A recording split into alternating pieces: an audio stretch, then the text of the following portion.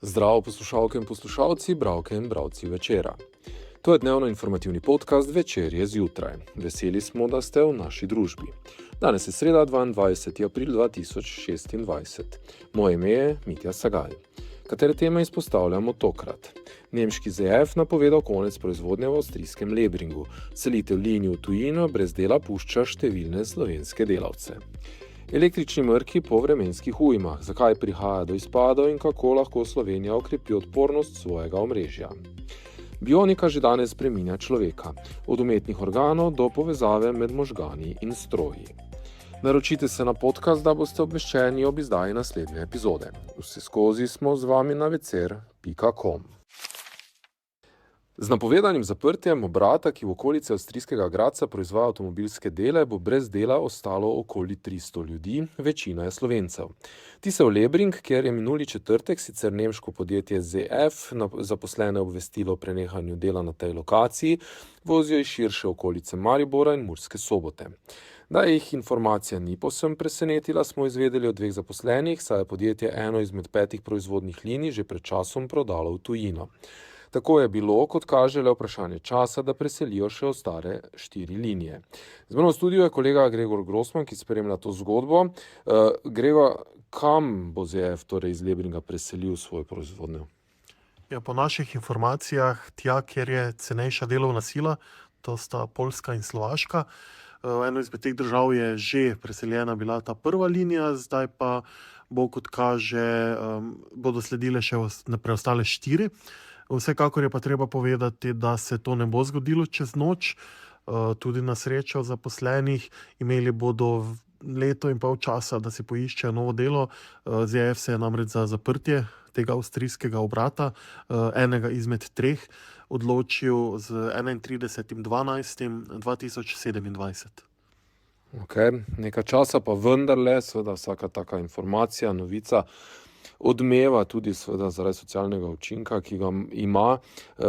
Imaš sogovornike tudi v svoji zgodbi, kako je za novico recimo izvedel en naših tvojih sogovornikov in kakšni so njegovi načrti za naprej? Res je, seveda se zaposleni ne želijo izpostavljati. V Avstriji je tudi zelo problematično, ko nekdo govori o internih zadevah podjetja, ga lahko hitro obtožijo klevetanja in dobi odpoved. Tega si seveda nihče ne želi. Je pa tako, da naš sogovornik pravi, da je izvedel za zaprtje obrata v četrtek popoldne, ko je prišel v službo, so jih poklicali na izredni sestanek in jim kratko malo povedali, da se obrat s tem datumom zapira. Ni bilo nekako veliko pregovarjanj. Je pa dejstvo, da je to velika katastrofa za ta obmejni del, za te delavce, ki so nekateri prevzeti delavci, torej zaposleni pri tem podjetju, nekateri so še agencijski delavci. Kakorkoli, naši sogovorniki pravijo, da službo v tej branži ne bo težko najti, saj podjetja iščejo delavce. Če pa pogledamo zadevo nekoliko širše, pa vidimo, da avtomobilska industrija vseeno zadnje leta, posebej v Evropi, stagnira. Razlog so predvsem konkurenca iz Kitajske, cenejša konkurenca iz Kitajske, in gotovo ni to zadnji obrat, ki bo moral zapreti vrata na račun tega. Hvala. Še to, morda s čim matično podjetje v Nemčiji utemeljuje zaprtje tega obrata, seveda stroške omenjaš, vendarle smo neuradno izvedeli tudi, da v tem procesu, kjer izdelujejo predvsem menjalnike, pogonske sklope, štirikolesno krmiljenje, vendarle ta človeški dejavnik ni tako izrazit, ali pa mogoče v manjši meri, ker vendarle gre tudi za robotizirano proizvodnjo, ampak verjetno tu zaslužek šteje, tudi če manjši vse, kar lahko podjetje več dobi, verjetno si predstavljam, da je interes za to, da ohranijo ta dobiček pri sebi. Zagotovo dobiček je vedno dobrodošel pri lastnikih, vendar je tukaj tako, da so po pisanju nekaterih nemških medijev bi naj bil koncern ZF v globoki krizi. Lani so denimo odpustili 2000 delavcev zgolj v Nemčiji. Podjetje pa naj bi zaradi prestrukturiranja zdrsnilo v rdeče številke. Govori se, da se je izguba v primerjavi s prejšnjim letom podvojila na 2,1 milijarde dolarjev. To so pa že visoke zadolžitve, iz katerih teh rdečih številk bodo zelo težko prilezli. V redu, hvala. Še več v zgodbi, ki jo objavljaš danes v tiskanem Večeru in na večer.com. Februarski snegolom, ki je brez elektrike pustil kar 70.000 odjemalcev na območju Elektra Maribor, je znova razkril ranljivost slovenskega elektroenergetskega sistema ob vse pogostejših vremenskih ekstremih. Analiza kaže, da težava ni enoznačna. Omrežje se sicer posodablja, a ga omejujejo naravne danosti, lastništvo zemljišč in dolgotrajni postopki umeščanja v prostor. Elektro Maribor upravlja več kot 3600 transformatorskih postaj in v posodobitve vlaga milijone evrov, med drugim tudi v postopno zamenjavo dotrajanih lesenih drogov ter širitev kablovodov. A popolna zaščita ne obstaja. Ujme podirajo tudi novejšo infrastrukturo. Poseben izziv predstavlja Slovenija kot ena najbolj gozdnatih držav v Evropi, ker drevje pogosto ogroža nadzemne vode, odstranjevanje vegetacije pa omejujejo zakonodaja in lastništvo parcel. Rešitev se kaže v kombinaciji ukrepov.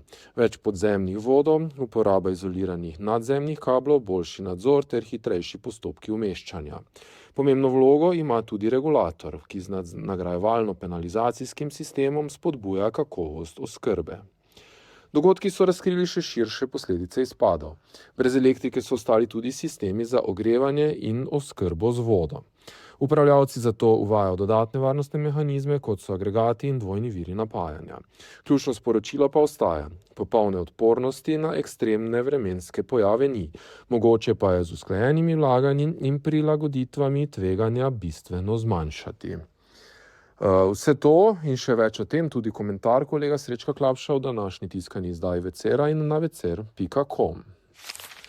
Danes je v človeškem telesu mogoče nadomestiti oziroma izboljšati veliko stvari. Velik poudarek je na človeški senzoriki, posnemati vse senzorične lastnosti človeka in jih celo nadgraditi.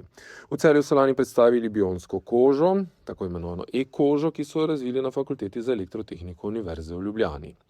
Bionika torej ni več oddaljena prihodnost, temveč del naše sedanjosti, poudarja strokovnjak Janez Škrlec, ki že desetletje povezuje znanost in gospodarstvo v okviru projekta Stičišče znanosti in gospodarstva.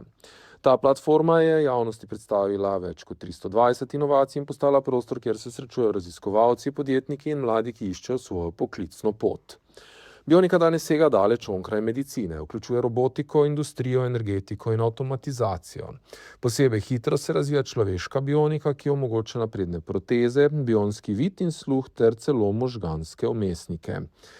Med ključnimi preboji so memristorska vezja, ki posnema delovanje človeških možganov in napovedujejo novo generacijo nevroprotetike. Tehnologija gre v smer miniaturizacije in biokompatibilnosti, kar pomeni, da telo vsadke lažje sprejme. Napredni sistemi že danes merijo možgansko aktivnost in se na njo odzivajo v realnem času, pri čemer raziskovalci razvijajo tudi varnejše načine komunikacije znotraj telesa, na primer z ultrazvokom. Kljub temu Slovenija po Škrlečevem mnenju zaostaja za vodilnimi državami, zato poudarja pomen izobraževanja in večje promocije področja. Vizija prihodnosti je jasna: umetni organi, ekoskeleti in humanoidni roboti z občutljivo umetno kožo. Ključni cilj pa ostaja biodigitalna konvergenca, to je zlitje naravnega in umetnega, ki bo bistveno izboljšalo kakovost življenja. Več lahko preberete v današnjem tiskanem Večeru in na večer.com. To je bil Večer zjutraj 22. aprila 2026. Z vami sem bil Mitja Sagaj. Kakovostno novinarstvo lahko podprete tako, da se naročite na tiskani spletni Večer, postanete naš sledilec in bralec na družbenih omrežjih, naročnik naših podcastov in newsletterjev. Tako boste podprli novinarstvo, ki prinaša avtentične vsebine, ki jih pripravljajo naši novinarji in jih drugje ne boste našli. Želimo, da razumete, kako se vrti svet. Želimo vam odstreti vpogled v čas in prostor, v katerem živimo. Veseli bomo vaših komentarjev, pobud in kritik na različnih kanalih. Se beremo in slišimo.